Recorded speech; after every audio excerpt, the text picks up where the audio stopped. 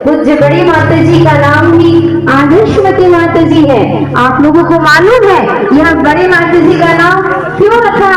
आचार्य गुरुदेव ने कहा है कि संस्कार, समर्पण और जीने की कला ये सिखाती है। इसीलिए हे माँ आप सचमुच आदर्श माँ कहलाती है। और हम सबके जीवन में पूज्य बड़ी माता जी का इतना उपकार है। पूज्य गुरुदेव ने पद दिया, पाथी दिया और हमें विद्या आदर्श वाटिका की संरक्षिका माँ आरिका आदर्शवती माता जी के चरणों में हमें आश्रय दिया। और यह वाटिका में एक से एक फूल है, लेकिन आप लोगों को मालूम है फूलों को संजोने वाली जो माला के अंदर भीतर धागा होता है, वह धागा यदि ना हो तो वो मोती कहाँ टिकेंगे? वह माता जी का प्रेम, वात्सल्य, एकता की वह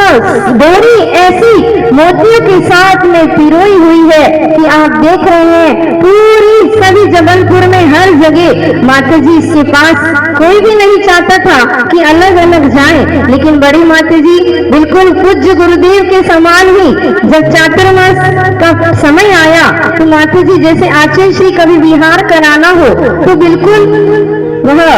एकदम से कठोर जैसे हो जाते हैं कि नहीं ये तो करना ही है। ऐसे ही बड़ी माता जी जब हम लोग को कहीं भेजना होता है तो बस माता जी कहती नहीं इतना तो करना ही होगा, पूज्य गुरुदेव की आज्ञा नहीं मानोगे क्या? तब उनके सामने फिर कुछ नहीं बोल पाते। और पूज्य बड़ी माता जी ने हम लोगों को अलग अलग जगह भेज दिया। माता जी यहाँ जो कुछ भी है, यहाँ की समाज पहली बार ये चातुर्मास आरिका संघ का चातुर्मास शासनोदय तीर्थ में बहुत वर्षों के बाद 25 वर्ष करीब हो गए होंगे, कोई संघ का चातुर्मास इन लोगों ने देखा ही नहीं था। और सबने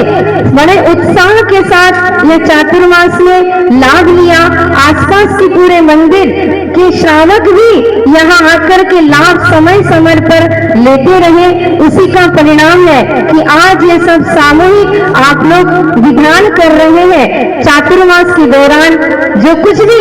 यहाँ गुरुजी का दिया गया है वह सब कुछ गुरुजी का है और बड़ी माता जी के संस्कार ही है जो उन्होंने हम लोगों को सिखाया है, वही आप लोगों को परोसा गया है। यदि कहीं कुछ कोई त्रुटि या कोई गलती हम लोगों के द्वारा हुई हो तो वह न गुरुजी का न ही माता जी का है, वो हमारी स्वयं की अपनी कमजोरी है कि हमने कहीं पर कुछ हम दोनों माता जी विद्यामती माता जी हम दोनों ने मिलकर के जो भी आप लोगों के समाज के बीच में कभी कुछ ऐसा लगा हो तो वो हमारी स्वयं की कमी है। पूज्य गुरुदेव ने और बड़ी माता जी ने बहुत अच्छे संस्कार दिए हैं। माता जी जैसे कि घर में 4 बच्चों को आप लोग नहीं संभाल पाते, लेकिन बड़ी माता जी इतना बड़ा आरिका संघ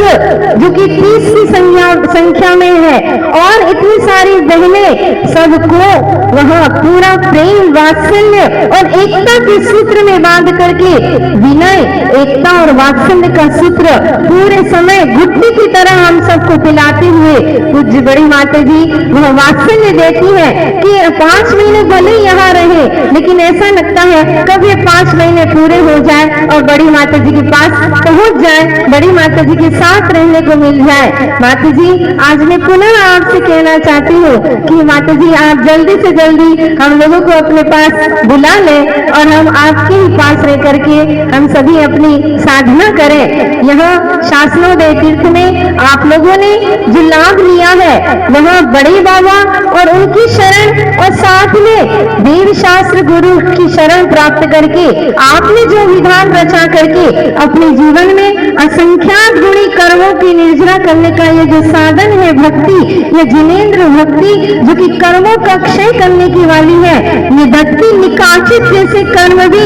भगवान की भक्ति करने से क्षय को प्राप्त हो जाते हैं, ढीले पड़ जाते हैं। जैसे कि वृक्ष होता है, वृक्ष चंदन का वृक्ष में सर्प लपेटे वहां लिपट जाता है, लेकिन जैसे ही मयूर आता है, मयूर को देख करके वो सर्प क्या होते हैं, वृक्ष से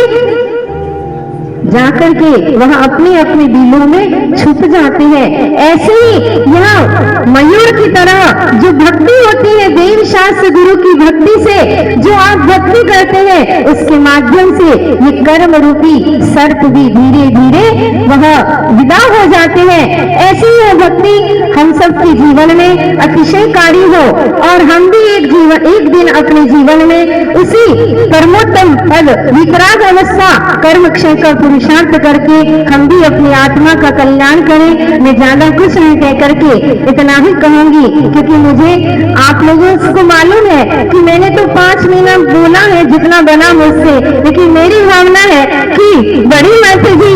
से हमें अधिक से अधिक लाभ मिले। इसी भावना के साथ मैं यही विराम लेकर के बड़ी माता जी के लिए